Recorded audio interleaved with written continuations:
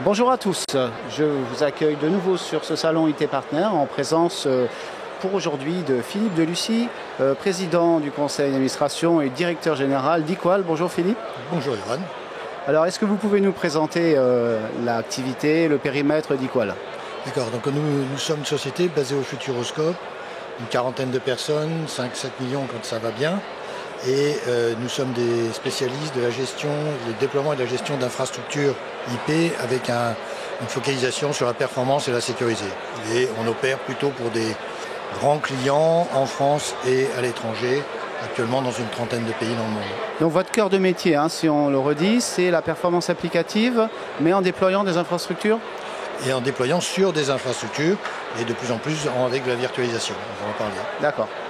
Alors, effectivement, vous m'avez dit les bonnes années 5 à 7 millions d'euros, mais 2020-2021 sont été des années un peu difficiles, avec une grosse perte d'activité. Alors, expliquez-nous ce qui s'est passé. Avec les crises qu'il y a eu et qu'il y a actuellement, la plupart des clients aujourd'hui sont plus focalisés peut-être sur leur survie ou l'évolution de leur business que de refondre leur infrastructure. Donc simplement, un certain nombre de projets sont juste gelés et attendent. Et d'ailleurs, c'est pour ça qu'on espère quand même que ça reparte un peu cette année, même si le contexte est morose, tout simplement parce que dans un domaine où le cycle de vie des technologies c'est 5 à 7 ans, si vous avez stoppé il y a 2 ans avec des technologies qui a 3 ans, vous en êtes à 5 ans maintenant et oui, ça doit pouvoir redémarrer. Voilà, le cycle fait que vous espérez que ça va redécoller. Alors il faut repréciser que vous êtes quand même un gros partenaire Juniper. Tout à fait. Et sous-jacent Agility qui est l'écosystème. Sinon on travaille aussi avec Fortinet, avec Infovista sur la partie QoS et puis tout un tas de grands opérateurs. Et Juniper, c'est toute la gamme?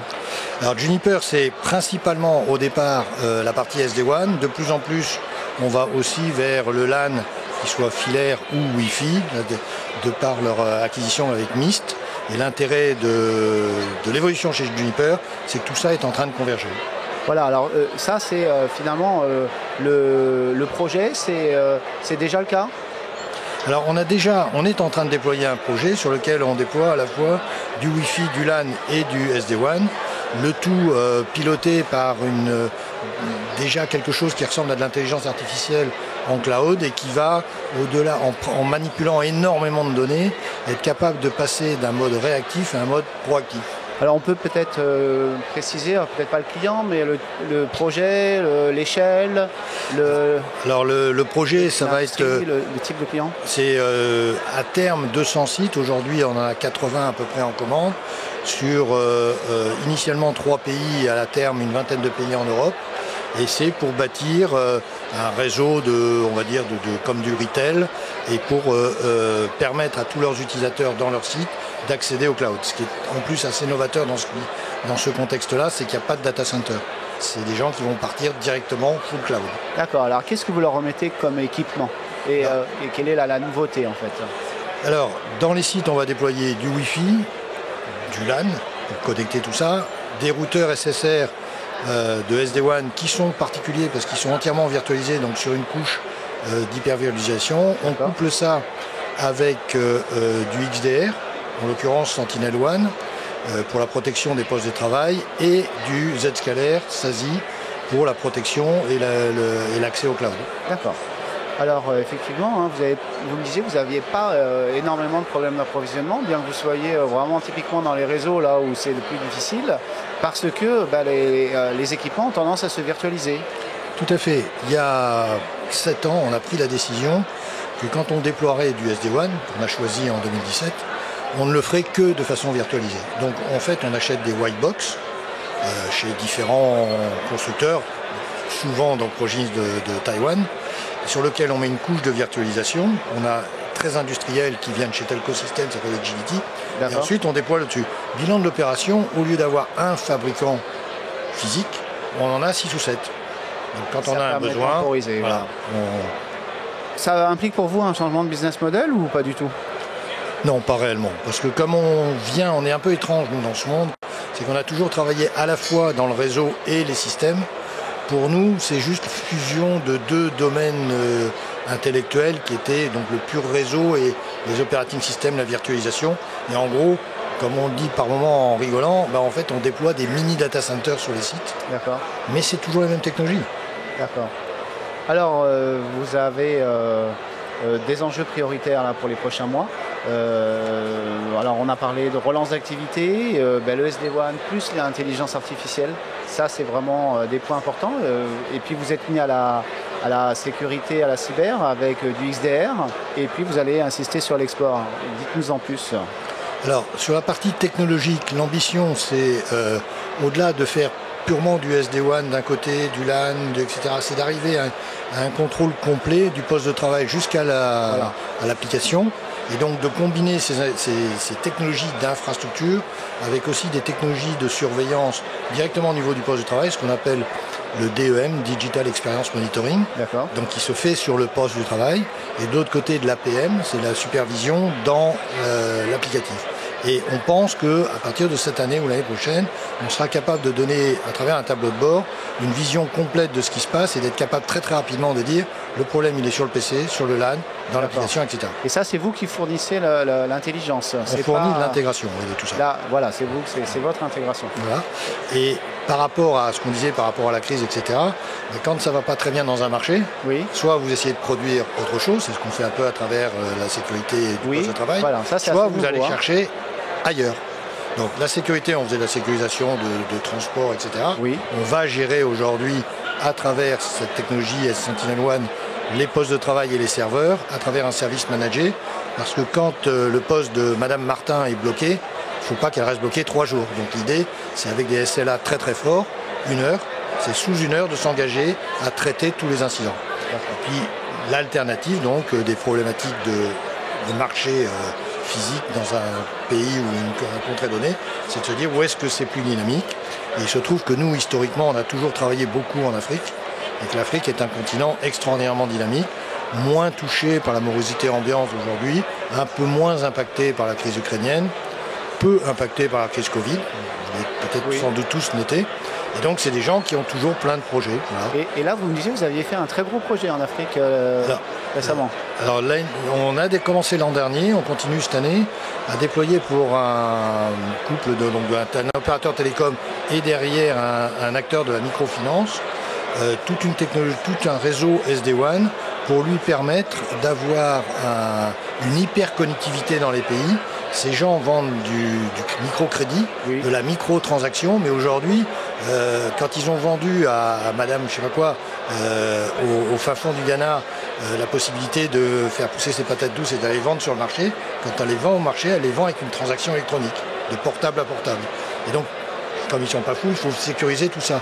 Et donc derrière, il faut toute une infrastructure de télécom qui permette en quasi temps réel de valider ça. Et ça passe par l'intégration de tout un tas de technologies qui n'est faisable que par du SD-WAN. Mais vous êtes sur place ?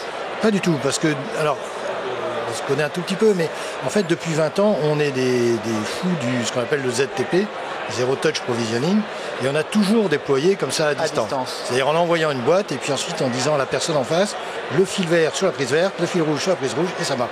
Et donc aujourd'hui, à l'époque, c'était un peu expérimental, aujourd'hui, c'est industrialisé, et c'est vrai, c'est une réalité. D'accord. Très bien. En conclusion, vous me parliez d'interopérabilité entre les équipements mixtes SSR et Sentinel-1. Oui, alors un exemple par exemple, c'est démontré, ça marche.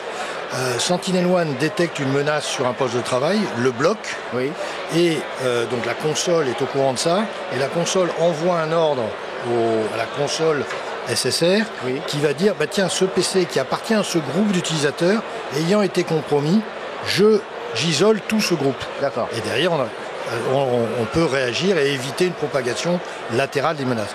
Mais tout ça suppose bien évidemment que ça soit opéré.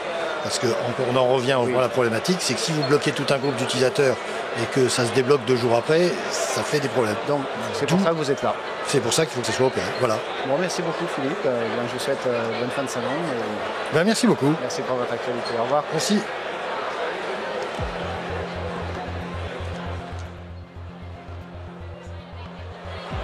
Alors j'ai le plaisir d'accueillir Jérôme Boulon, fondateur et président de Neovad. Neovad qui est un VAD. Qui est tout simplement un VAD, absolument. Bonjour Johan. Bonjour.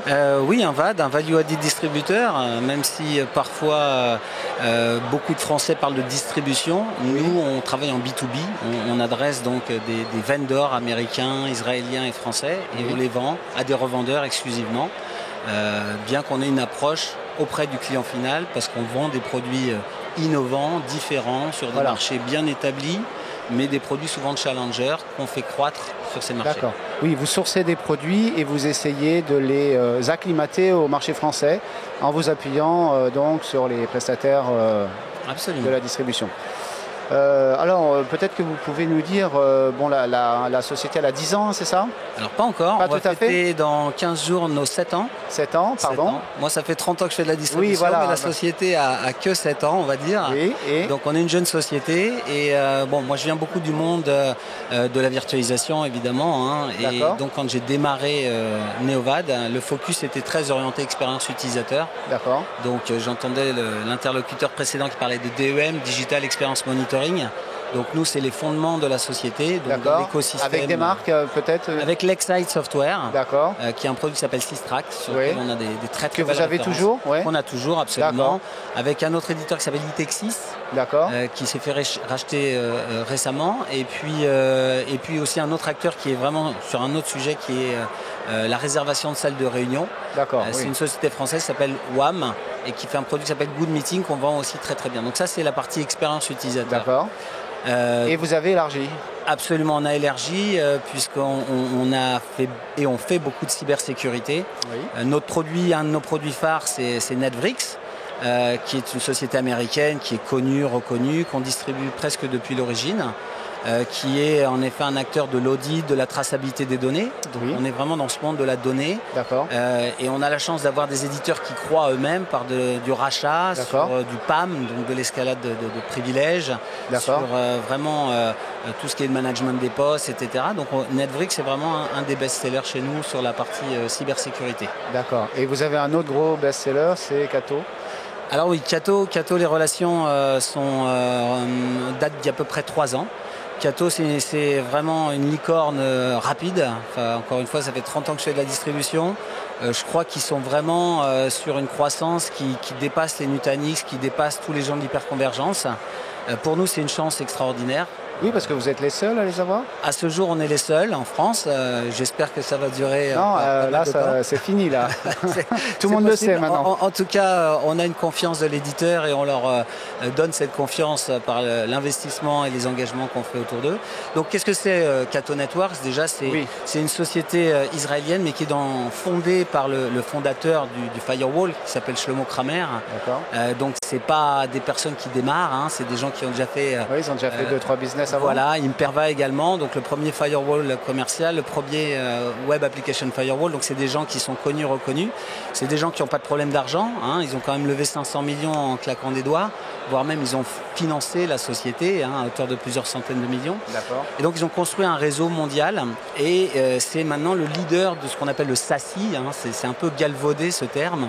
Oui, parce que tout le monde en fait. Alors, tout le monde en parle. Tout le monde en parle. Toujours pareil. Et dit en faire. Et dit en faire ou prétend en faire sur des choses basées sur un historique. Cato est parti d'une feuille blanche en fait de son backbone. Et on va dire, pour résumer, le SASI du Gartner, c'est la convergence du réseau et de la sécurité au travers d'un service cloud et managé par une console. Voilà. Et c'est dans ces termes, c'est l'acteur qui est le plus abouti en termes de fonctionnalité, en termes d'expérience sur ce terme SASI. Maintenant, c'est vrai que beaucoup veulent surfer sur la vague, mais il suffit de montrer les choses pour... Alors, je vais peut-être vous demander d'abord sur précisément cette technologie, la Cato, vous avez réussi à embarquer beaucoup de partenaires en France? On a un retour partenaire qui est très positif.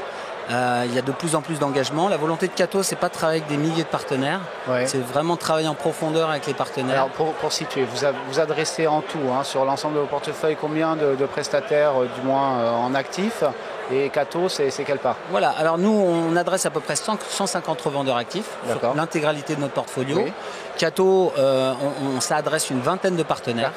Encore une fois, c'est des gens assez spécialisés dans le réseau et de la sécurité. Il faut avoir quand même quelques expertises. Voilà, faut quand même connaître un peu ce monde. Encore une fois, le futur du réseau et de la sécurité, tout le monde sait que c'est le cloud. C'est fini de mettre des boîtiers sur des sites avec différents constructeurs, différentes interfaces. La pénurie du hardware le montre bien. Et donc, le fait d'accéder à un service cloud immédiat pour faire du next-gen firewall, du filtrage du RN, de la perf, voilà, oui, ça fait tout ça. Ça fait tout ça, ça fait de l'anti-malware, de l'IPS. Est-ce qu'un jour tout le monde le fera? Parce qu'aujourd'hui, vous me dites que c'est une vingtaine de partenaires, mais est-ce qu'à terme, vous pensez que tout le marché, même le revendeur lambda, aura ce genre de technologie? Alors, je pense que ce n'est pas fait pour tous les revendeurs. Clairement, ça adresse un certain type de comptes qui sont multisites déjà. Donc, on a des très belles références dans le retail, on a des très belles références à l'international. Puisque jusque-là, ils travaillaient sur du MPLS avec des liaisons opérateurs qui coûtent cher, qui ne sont pas faciles à gérer, et justement avec des équipements sur les sites. Donc là, l'objectif, c'est de simplifier tout ça, d'avoir une console, de brancher les sites, les utilisateurs et les data centers au backbone Cato et d'apporter ces services dans le cloud. Donc c'est très rapide, très agile et on vous présentera des clients, ils témoigneront et ils vous diront un petit peu tout le bien qu'ils pensent de Cato. D'accord. Alors ce qu'on n'a pas dit, c'est que vous avez une croissance assez extraordinaire. Extraordinaire, je pense qu'on est au début de quelque chose. C'est pas facile de démarrer une société. Moi j'ai démarré from scratch. Zéro, oui. De zéro, absolument. Et donc aujourd'hui vous faites 7 millions d'euros de chiffre d'affaires. 7 millions de chiffre d'affaires. Ça c'est 2021. Ça c'est 2021, on est déjà plus de 50% de croissance sur le début de l'année. C'est ça, sur les 6 premiers mois là. Sur les 6 premiers mois et on espère faire autour de 10 millions cette année. On est parti pour. Mais... Et alors, l'Ukraine, la remontée des taux, et j'en passe, voilà. Comment vous sentez la conjoncture économique? Alors nous c'est surtout le dollar qui est le gros problème puisqu'on source la plupart de nos fournisseurs en dollars, ce qui est un casse-tête financier. Y compris dans le logiciel là pour le coup. Absolument, dans le logiciel. Quand vous pensez qu'au mois de novembre l'année dernière, en un mois, c'est-à-dire vous prenez le deal, enfin vous cotez le deal, vous recevez la commande, vous recevez la facture et vous la payez, vous avez perdu 5 points. 4 points, 5 points. D'accord. Là, c'est pour votre poche, parce que vous n'avez pas forcément les protections ou la protection qui est fournie par l'éditeur. L'éditeur nous source en dollars, il nous garantit ses prix en dollars. À nous de gérer toute cette phase-là, qui n'est pas toujours simple. C'est votre rôle. C'est notre rôle. Et c'est vrai que de plus en plus, on réduit la durée de validité des offres. Par exemple, donc, elles sont valables? La plupart du temps, on est à 30 jours pour la plupart des devis. Là, on est passé à 15 jours de délai de validité avec une indexation systématique. Après, ça ne plaît pas toujours aux clients, mais je pense qu'ils comprennent de plus en plus par rapport à l'actualité qu'il y a des choses qui se passent et on ne peut pas nous perdre de l'argent sur les deals qu'on a signés. D'accord. Et puis, il y a le recrutement. Alors, vous formez? Alors on forme, le recrutement, là on a 5 postes ouverts pour des commerciaux. Vous êtes, on rappelle, vous êtes une quinzaine, c'est ça? Une quinzaine de personnes, absolument. C'est pas facile de garder les ressources une fois formées. Oui, c'est pas surtout facile sur des technologies donc en forte accélération, quoi. Absolument, absolument. Et puis la distribution, on va dire qu'on reste des proies faciles pour les vendors aussi, qui viennent chercher un petit peu chez les intermédiaires. Nous, on a ce rôle, on sait, on est à notre place, on est des challengers, donc on forme, on recrute. Comment vous les formez alors, ces jeunes? On les embarque avec vous? On les embarque, on leur apprend ce que c'est, passer des coups de fil, aller voir des clients, faire des démos. On est assez exigeant avec eux, on leur apprend les fondamentaux que beaucoup ont oubliés. Voir des gens, créer un relationnel, leur vendre quelque chose au sens noble, les convaincre, leur dire qu'on a des beaux produits, leur démontrer.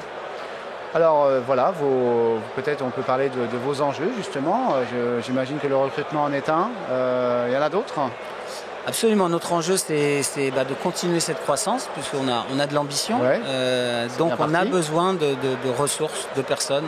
D'accord. C'est notre principal problème. C'est vraiment de trouver des gens qui vont s'intégrer dans une société à taille humaine, qui vont apporter leur petite contribution et surtout qui ont aussi de l'ambition, qui ont envie de montrer de quoi ils sont capables.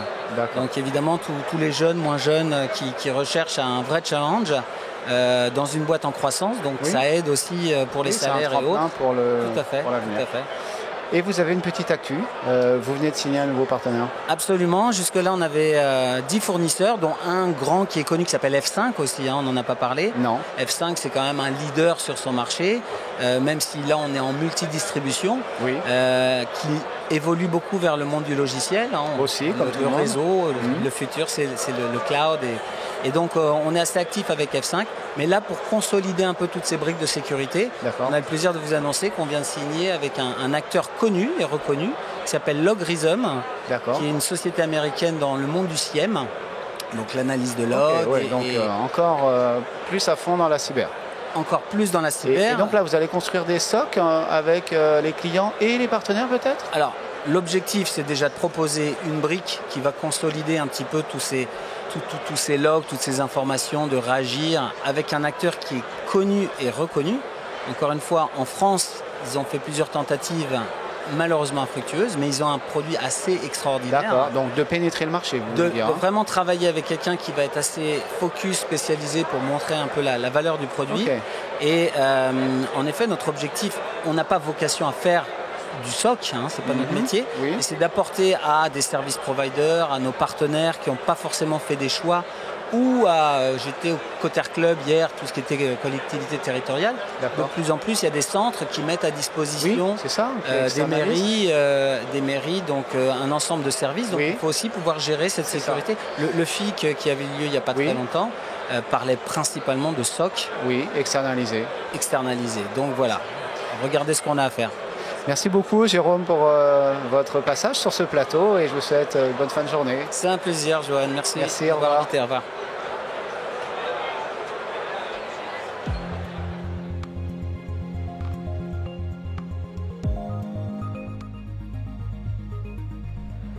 Alors j'accueille maintenant Nicolas Aubé, le président de Céleste. Bonjour Johan. Alors, je vous propose de nous rappeler quel est le périmètre business et celui des expertises de Céleste. Oui, Céleste est un opérateur pour les entreprises. Donc l'activité de Céleste est de fournir des connexions en fibre optique à nos clients, les entreprises, et de la téléphonie et des services hébergés. D'accord. Alors, vous êtes une grosse société, j'ai oublié le chiffre d'affaires. Céleste fait à peu près 125 millions d'euros de chiffre d'affaires. Avec 650 collaborateurs et collaboratrices. Donc on a pas mal grossi puisque... Vous étiez parti, il me semble, il y a une dizaine d'années, c'est ça, de zéro? Il y a 20 ans, on a fêté nos 20 ans. D'accord. On a fêté nos 20 ans avec nos clients et donc on a fait un tour de France pour fêter nos 20 ans. Donc c'est une entreprise que j'ai créée en 2001. Oui. Donc c'était le début de la DSL en 2001. C'était déjà le début de la révolution numérique puisque les entreprises ont commencé à adopter la DSL. Et là, on va en parler, mais c'est la fin de la DSL. Donc on aura fait la naissance et la fin du cuivre. Et dès le départ, vous aviez des data centers, enfin vous aviez misé là-dessus, non? Alors c'est un peu après, on a ouvert notre data center en 2011. D'accord, un peu après. Le data center à Marne-la-Vallée. Et donc déjà à l'époque, on a conçu un data center green avec un système de refroidissement innovant qui nous permet de beaucoup moins consommer d'énergie que les data centers traditionnels. D'accord. Alors, on peut peut-être aussi dire la croissance que vous avez eue en 2021. Oui, on a une croissance qui est très forte puisque on a fait de la croissance externe. Organique. Alors, en organique, on est de l'ordre de 5 à 10% par an en croissance organique.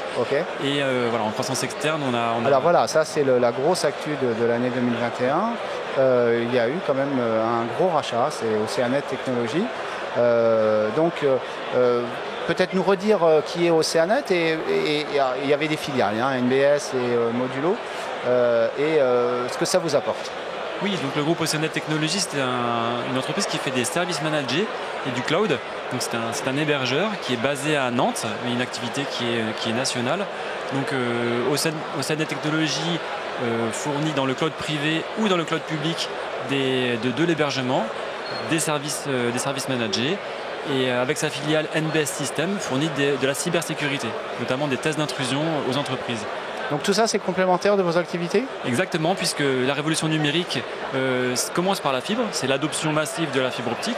C'est aussi celle de la téléphonie, puisque les téléphonies traditionnelles s'arrêtent et donc sont remplacées par la téléphonie sur IP, par la convergence et par les systèmes de communication sur les ordinateurs. Et puis le troisième volet de la révolution numérique, c'est le cloud. Donc l'informatique se virtualise, devient accessible à distance, à la demande. Et donc les entreprises ont besoin d'être accompagnées dans ces trois leviers de la révolution. Et donc Céleste est capable de fournir de bout en bout la solution, la fibre, la téléphonie et les services managés dans le cloud. D'accord. Donc ce sont des entreprises que vous avez intégrées de quelle manière ? On a une logique d'intégration pour tout ce qui est télécom, c'est-à-dire tous les opérateurs télécom. On a fait 8 acquisitions en 2 ans et demi, donc c'est vraiment un rythme très soutenu. Et donc on a beaucoup d'opérateurs régionaux qui nous ont rejoints. Donc ça, on a une logique d'intégration avec dans le réseau de Céleste avec une seule marque. Par contre, pour le groupe Océanienne Technologies, il reste avec un fonctionnement autonome puisque c'est une activité qui est différente. Oui. Et l'ensemble de l'activité d'hébergement de Céleste a été logé dans le groupe Océanienne Technologies. Ils ont une activité intégration aussi, il me semble. Et négoce, non ? Non, c'est vraiment du cloud, de l'hébergement, des services managés. D'accord. Alors, on peut peut-être signaler que parmi les difficultés que tout le monde rencontre sur ce marché, il y a le recrutement. En revanche, donc, vous êtes concerné, hein, mais sur les problèmes d'approvisionnement, vous dites que ça a tendance à se résorber. Oui, alors c'est vrai que la chance qu'on a, c'est que notre réseau, il est déployé. Hein. On a fait beaucoup d'efforts les 10 dernières années pour déployer le réseau de fibre de Céleste. Donc on a ouvert en fait 250 points de présence en France avec du réseau en fait dédié, c'est notre propre réseau. Ça, il existe et donc on peut aujourd'hui équiper nos clients sans problème puisque c'est l'actif, il est présent. On a également en fait mis en place pour la partie matérielle qui va chez les clients un centre de reconditionnement qui nous permet en fait de faire tourner les matériels, de les recycler, de les reconditionner. D'accord. Et voilà. Ça date de quand ? Et donc on l'a ouvert cette année. Donc le principe, c'est vous récupérez les parcs et vous les recyclez ? Oui, c'est ça. On recycle tout le matériel qu'on a chez les clients. Hein. Donc on équipe aujourd'hui 18 000 sites clients. Et donc, ce sont des routeurs, ce sont des routeurs, des téléphones, etc. Et donc on a une grosse logistique, hein, parce que tout ça tourne, il y a des évolutions de technologie, il y a des clients qui bougent, qui déménagent, et donc on récupère tous ces matériels, on les reconditionne et on leur donne une nouvelle vie, on charge des nouveaux systèmes plus performants et on les renvoie chez des nouveaux clients. Et pourquoi vous vous êtes lancé là-dedans ? C'est une réponse à la pénurie de composants ou c'est une conscience Non, c'est pour diminuer l'empreinte carbone de Céleste. Aujourd'hui, Céleste émet 8000 tonnes de carbone, donc on a calculé.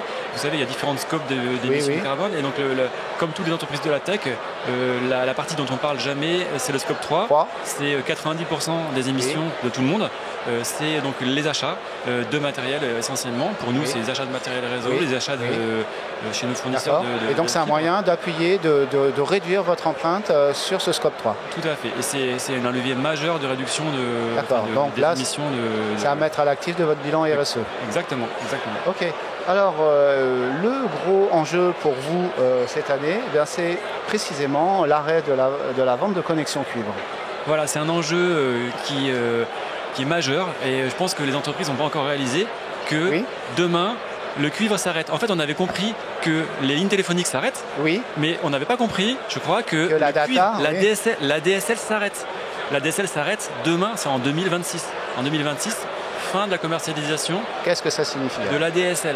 Ça veut dire que à partir de 2026, en France, plus aucune ligne ADSL, SDSL, EFM. Elles vont être éteintes. Hein. Concrètement, on va éteindre les équipements qui les animent. Alors, effectivement, non seulement l'arrêt de la commercialisation totale en janvier 2026, et l'extinction, donc la fermeture du service entre 2025 et 2030.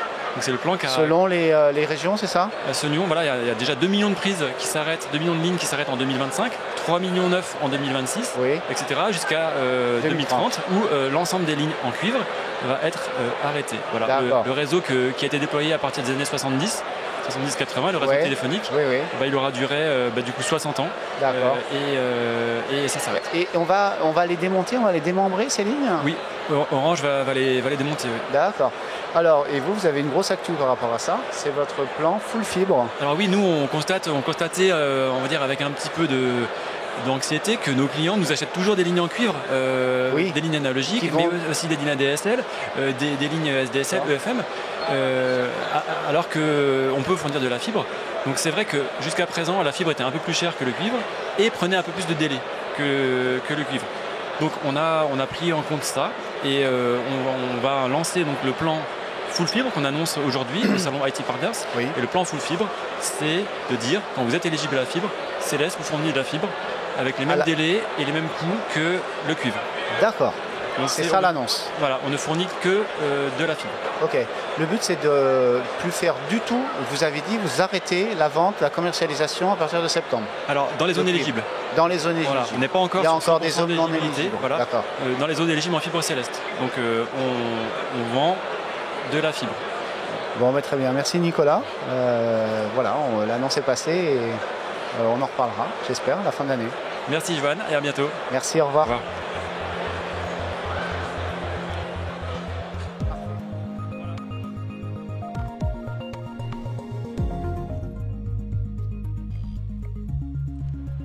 Alors j'accueille maintenant Maxime Payot, cofondateur de Castel IT. Bonjour Maxime. Bonjour. Alors vous avez créé une société, c'est pas un hébergeur, hein, c'est un fournisseur de cloud. Exactement, on est fournisseur d'infrastructures en tant que service. Donc on s'occupe de la couche vraiment matérielle, hébergement sec, machine virtuelle, serveur dédié et sauvegarde externalisée. Et alors, on s'arrête à cette couche. Vous êtes où? On est basé à Tours. Tours. À côté, donc en région Centre-Val de Loire, dans le département 37. La société a 6 ans? Exactement, on démarre notre 7e année depuis septembre dernier. Et vous êtes combien? Aujourd'hui, on est 27 collaborateurs pour chiffre d'affaires un chiffre d'affaires de 4,5 millions d'euros. D'accord. Combien de clients à peu près? Aujourd'hui, en client total, c'est difficile d'estimer. Après, en partenaire, c'est-à-dire des... Oui, parce que vous travaillez en indirect. Exactement, en indirect, on a un peu plus de 300 partenaires qui distribuent nos produits et du coup qui distribuent à plusieurs clients derrière. D'accord. Alors, effectivement, vous avez un certain nombre de caractéristiques. C'est que vous vous définissez comme un cloud souverain. Vous avez des infrastructures sécurisées Tier 3+. Et vous mettez en avant le fait que vous avez un interlocuteur technique dédié. Voilà, vous jouez la proximité, quoi, en fait. Exactement. Le but de Castel IT, donc, c'est de fournir une infrastructure, mais pas que juste fournir une infrastructure. Le but, c'est d'accompagner nos clients, de pouvoir les conseiller, les aider à évoluer aussi sur leurs infrastructures. Des fois, prendre un peu de recul, parce que sur certains partenaires, au début, ils déploient certaines machines, certains services pour un ou deux clients, et au fur et à mesure, en fait, ils en rajoutent, ils en rajoutent. Et en voyant l'infrastructure d'une façon différente, on va pouvoir faire de l'économie d'échelle, monter une grosse infra qui sera mutualisée pour l'ensemble de leurs clients. D'accord. Donc on va plus loin que... Et donc il y a un service technique dédié pour ça, c'est ça? Exactement. Et c'est quoi? Ce sont des chefs de projet? Ce sont des... Exactement. En gros, vous avez architectes? Vous avez en gros un ingénieur dédié, un chef de projet dédié et un commerce dédié. D'accord. Par compte client. Et après, en fonction des projets, l'interlocuteur technique dédié peut être amené à être épaulé d'un autre parce que il ne maîtrise pas forcément toutes les compétences. Ok. Alors 2020-2021, une petite pause dans la croissance. Oui, 2020-2021, il y a eu la partie Covid. Donc avec ça a eu quel effet? Au tout début, il y a eu une augmentation des ressources existantes pour faire face aux demandes de télétravail principalement. Et ensuite, il y a eu un stop sur l'ensemble des projets globalement qu'il y avait, le temps que le Covid passe. D'accord. Ça s'est senti jusqu'à quand? Jusqu'à fin de l'été 2021, même fin d'année. Sur la fin d'année, on commençait à parler des projets, mais ils n'étaient pas repartis. Et là, c'est reparti. Exactement. Là, les projets qui étaient arrêtés avant sont bien repartis pour nous, en tout cas. Après, il y a quelques projets sur des grands groupes qui ont une DSA internalisée, qui ont été, pareil, restoppés. Alors, une DC, Comment Une DSI. DSI, pardon, j'ai pas entendu. Informatique. Internalisé, du coup, eux, on avait un gros projet avec eux d'externaliser l'ensemble de leurs infrastructures. Ils étaient accompagnés par un partenaire et ils ont décidé d'attendre de voir la situation géopolitique, comment elle allait évoluer pour... Oui, donc encore un peu d'attente. Encore un peu d'attente sur un seul projet. Mais reprise des projets en général. D'accord. Exactement. Et un vrai regain de confiance, vous parlez de l'économie là? Non, voilà. J'avais noté ça, mais bon, Ah oui, c'est pas... oui, pardon, oui, sur en fait les projets qui sont revenus. Oui, voilà, d'accord. Parce que du coup, les projets sont vraiment revenus en oui, masse. Parce que et, en confiance, mais quand même à moyen terme. Oui, tôt. Il y a eu deux choses, encore une fois. Il y a les projets court terme, du coup, qui ont été de dire on a vécu quelque chose qu'on n'a pas envie de revivre sur nos infras, donc on veut pouvoir avancer.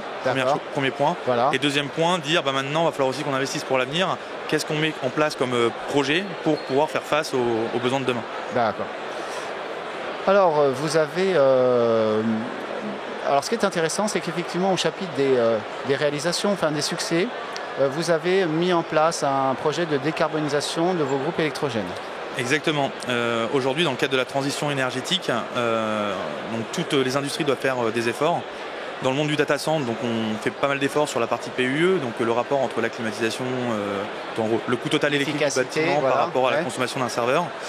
Mais on oublie aussi qu'il y a des points à décarboner dans ces activités-là, et les groupes électrogènes font partie de ces points-là. Alors qu'est-ce que vous avez fait? Alors aujourd'hui, on est en phase de finalisation d'études. On est avec une entreprise qui est OFTE 120 qui nous accompagne en fait sur cette décarbonisation-là. Et le but en fait, c'est d'avoir des groupes électrogènes qui ne fonctionnent pas avec du gasoil ou du pétrole. Ils fonctionnent Et du coup, soit à l'hydrogène, oui. Soit avec des systèmes en fait de batterie et des systèmes de charge.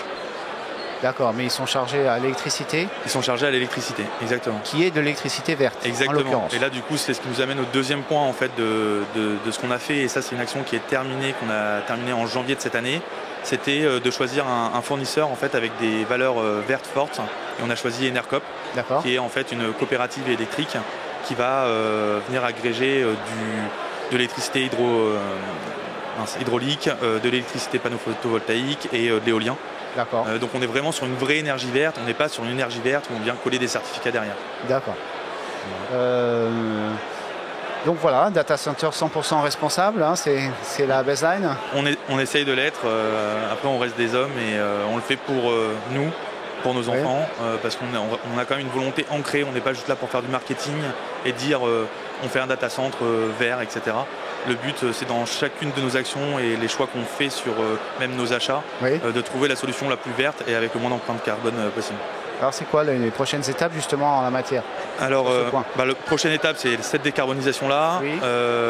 Prochaines étapes, c'est la réutilisation de châssis de serveurs. C'est-à-dire aujourd'hui, il y a des serveurs qui arrivent en fin de vie. Au lieu de les décommissionner, de les jeter, en fait, on va récupérer les châssis, les alimentations, tout ce qu'on peut récupérer qui a une durée de vie supérieure à ces 5 ans. Et vous remettez des processeurs. Et on remet des processeurs up-to-date, etc. pour pouvoir prolonger la durée de vie. Les appros, comment c'est toujours compliqué? Toujours très compliqué. Globalement, ce qui est compliqué dans les approvisionnements, c'est les délais. Si on nous donnait un délai fixe en nous disant dans 6 mois vous avez ça serait bien. Aujourd'hui, on nous donne des délais qui ne sont pas forcément respectés. Et c'est ça le plus dur à gérer. C'est-à-dire qu'il faut commander plus, donc prévoir à stocker plus, et du coup, en espérant en avoir au fur et à mesure du temps, avoir des produits au fur et à mesure du temps. Le dollar, l'inflation des coûts? Le dollar, ça a forcément un impact en fait sur vos prix. Sur nos prix. Forcément, il y a en plus d'autres phénomènes qui viennent impacter nos prix avec l'inflation aux États-Unis. Cette inflation-là vient déjà augmenter les prix. Vous la sentez déjà? Oui, il y a déjà des répercussions qui sont faites. Depuis quand? Depuis deuxième Q2 2021. Globalement, pour donner un ordre d'idée en termes de coûts, entre le Q2 2021 et aujourd'hui, les prix publics, pas les prix d'achat, mais les prix publics ont augmenté en moyenne de 20 à 30% en fonction des fabricants. Et effectivement, il y a un autre impact, il y a un autre phénomène qui pourrait vous impacter, c'est la guerre en Ukraine, et donc cette remontée des taux, puisque votre activité, elle est fortement liée, le financement de votre activité est directement impacté par les taux. Exactement. Globalement, en fait, l'inflation vient générer un stress auprès de la Fed. La Fed, du coup, décide d'augmenter ses taux d'intérêt. Ça a pour conséquence en fait de venir augmenter nos coûts d'emprunt. Voilà, oui, parce que c'est une activité très capitalistique. Voilà, exactement. C'est une activité très capitalistique, le data center ou l'infrastructure en tant que service. Parce que ça reste des machines, ça reste de l'investissement. Donc non seulement les coûts d'achat augmentent, mais en plus le coût de financement augmente. Exactement. Donc alors effectivement sur les contrats qui sont déjà passés en termes de financement, on est en France et on a des taux fixes. Oui. Donc là on n'a pas d'impact. Mais globalement c'est tous les nouveaux investissements qu'on commence aujourd'hui, qu'on va continuer à faire sur les 5 prochaines années. Là vous le sentez à partir de maintenant? Déjà on le sent à partir de maintenant. Pour vous donner un ordre d'idée, sur du bâtiment professionnel, bon après ça dépend des banques, etc. Oui. Mais sur du bâtiment professionnel en investissement sur une quinzaine d'années, on est passé d'un taux à 1,20 à un taux à 2,60. D'accord. En combien de temps? En 1 an et demi, 2 ans. D'accord. Vous prévoyez de construire de nouveaux data centers? Tout à fait, c'est dans notre politique de développement pour 2 raisons. Aujourd'hui, on veut des data centers à taille humaine pour pouvoir mieux les gérer. Mieux les gérer avec les équipes techniques qui sont dedans, oui. Mieux les gérer aussi d'un point de vue efficacité énergétique, parce que c'est plus simple de gérer des petits sites avec des petites unités de refroidissement et des unités plus à taille humaine. Et ensuite de ça, on va être à proximité de nos clients. Le but, c'est d'avoir en fait un rayon d'action en fonction des implantations qu'on. D'accord, mais vous êtes où là actuellement? Aujourd'hui, on est à Tours. Et le but, après, c'est d'en mettre un en région nord-est, un en région sud-est. Donc là, vous commencez l'expansion régionale. Exactement. Et donc le but, ça serait d'ouvrir le prochain site fin 2023. On prend un peu de retard en ce moment, donc peut-être début 2024. Où ça? Pas très loin de Reims. Ok, ah oui, donc c'est un peu loin quand même. Ouais, c'est un peu loin quand même. Merci beaucoup Maxime. Oui, merci à vous. Et bonne continuation. Merci beaucoup. Allez, au revoir. Au revoir.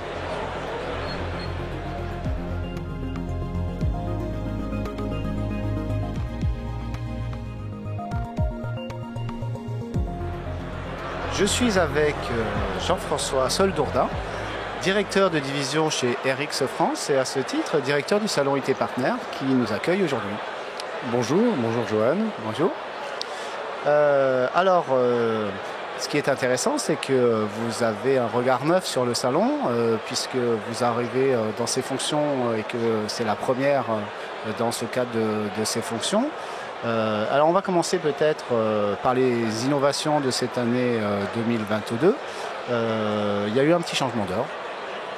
Alors il y a eu un petit changement d'heure minime le deuxième jour. C'est vraiment un détail pratique. On a avancé d'une demi-heure la sortie, enfin la fermeture du salon et la sortie, simplement pour simplifier un petit peu le démontage qui est assez rapide en fin de salon. Donc détail pratique, je dirais. À part ça, pas de changement fondamental. Voilà. Donc contrairement à ce que j'ai entendu, effectivement, vous n'avez pas prolongé la nocturne entre guillemets sur la première journée, mais par contre c'est 20h, donc il y a une raison pour ça. Oui, bien sûr, 20h parce que la première journée est une journée grosse, je dirais une énorme journée sur IT Partners, avec en fait une première partie de journée standard qui est la journée business, mais qui se poursuit par, je dirais, une dimension un peu plus festive sur la fin de la journée, tout simplement parce qu'IT Partners, c'est pas simplement une journée, c'est pas simplement un événement de rencontre business, c'est aussi un rassemblement de toute une profession qui aime à se retrouver et on les comprend. Oui, mais ça se voit, effectivement. Il y a de l'ambiance le soir. Et il y avait une nouveauté cette année, c'était les conférences. Alors voilà, comment ça a marché? Il y en avait eu à une époque, ça avait été arrêté, faute de fréquentation, il me semble. Alors quel retour vous avez écoutez, moi je pense que l'apport de contenu vraiment peut faire sens sur IT Partner. On avait 2 étalons, on avait 2 espaces en fait, avec des prises de parole, etc. Peut-être l'un des deux plus favorablement positionné sur le salon et celui-là a eu vraiment une fréquentation optimale. Donc là c'était plutôt des thématiques sur la cyber, d'accord, avec vraiment des salles pleines, beaucoup de questions, etc. Qui se trouvaient où? Qui se trouvaient plutôt à droite de l'entrée, dans une zone plus rapidement accessible si vous voulez. D'accord. Voilà. Donc et là il y a eu du monde. C'était plein. D'accord. C'était plein. Je l'ai vérifié plusieurs fois avec les acteurs qui animaient ces tables rondes. Donc ça c'est quand même une bonne indication. Et c'était la 2e année qu'ils faisaient ce programme. Et puis on avait une deuxième partie, le forum, où on accueillait à la fois des prises de parole d'exposants et des tables rondes avec, je dirais, un succès plus mitigé en termes de fréquentation. Et moi, je pense que ça pourrait être en partie attribuable au fait que peut-être son implantation n'était pas aussi favorable et que certaines personnes ont pu tout simplement passer à côté. Okay. Donc une réflexion par rapport à ça pour une prochaine édition. Oui. J'ai vu que vous mesuriez les sorties cette année. Là aussi, j'imagine que vous cherchez des métriques pour améliorer le... Alors, en fait, ça, c'est un reliquat de la crise Covid. où nous avons été amenés à avoir l'obligation de mesurer en temps réel et en permanence les entrées-sorties. D'accord. Et en fait, c'est technique un peu, on a gardé ce réflexe pour pouvoir à certains moments être capable de dire combien de personnes à l'instant T sur le salon, c'est plutôt de l'organisation ça. D'accord. La question de savoir si vous maintenez la fenêtre juin. Alors, vous avez déjà une idée ou pas? Alors, volontairement, je ne veux pas avoir d'idée. C'est-à-dire qu'on a déjà procédé à quelques sondages de nos cibles dans les mois qui se sont écoulés et on a pris la décision de les sonder à nouveau après la tenue de cette édition, ce qui nous a semblé plus fiable. Oui. Autrement dit, la décision n'est pas prise et il y a sans doute plusieurs possibilités envisageables à ce stade. Okay. Et d'ailleurs, les exposants et les visiteurs vont tous être interrogés. Alors, retour personnel de cette édition, la fréquentation est excellente, les gens sont très contents. Qu'est-ce que vous en pensez? Je pense exactement la même chose, et d'abord et surtout parce que les exposants me l'ont dit, et qu'évidemment, moi, c'est mon meilleur outil de mesure. Quand ils me disent qu'ils ont bien travaillé et qu'ils ont le sourire, je leur fais confiance, je les en remercie et je suis rassuré. Ensuite, évidemment, on a déjà eu des estimations de ce qu'on a pu vivre. Oui. Et je dirais que nous nous dirigeons sans doute vers une édition flat, ISO, très très comparable à la précédente, c'est-à-dire avec des écarts de l'ordre de la centaine, c'est-à-dire négligeables. Okay. En fait. Voilà. Donc vous êtes satisfait? Je suis très satisfait. D'accord. Absolument. Alors, je voulais conclure en vous demandant finalement, eh bien, quelles sont vos impressions, puisque vous arrivez de l'extérieur, que vous ne connaissiez pas ce secteur, sur les caractéristiques de ce salon et de cette profession qui est là. Deux choses, une très rapide. D'abord, on voit très bien que ce salon, c'est le salon qui permet de toucher l'ensemble du tissu qui va irriguer en fait le territoire. Et ça me paraît absolument fondamental. C'est ce qui fait la force de cet événement. L'autre aspect, ça c'est mon regard neuf, qui m'a vraiment fortement marqué. En fait, c'est l'importance de la dimension, l'importance de l'humain en fait sur un secteur de technologie, de haute technologie qui évolue très très vite avec des capacités absolument incroyables, mais où en fait l'un des enjeux qu'on retrouve partout sur les stands, c'est comment être au plus près du besoin du client, mais comment être surtout capable de traduire ce besoin et de le porter. Et là, on voit que chaque strate de la chaîne de valeur a un rôle absolument crucial à jouer, et ça passe par des personnes, par de la relation, par de la capacité à expliquer, à vulgariser, à se mettre dans la peau de son interlocuteur. D'accord. Donc la dimension humaine est absolument cruciale. Mais c'est le concept du salon en même temps. C'est le concept de beaucoup de salons, parce que par définition, un salon, l'ADN d'un salon, c'est quand même de l'humain. Voilà, mais vous avez été surpris par... Je ne suis pas surpris. Je prends la mesure de l'importance cruciale que ça peut avoir à tous les niveaux. Absolument. Ouais. Bon, très bien. Merci beaucoup Jean-François pour ce retour à chaud sur cette édition 2022 et à la prochaine fois. Et à très bientôt. Merci beaucoup. Merci beaucoup.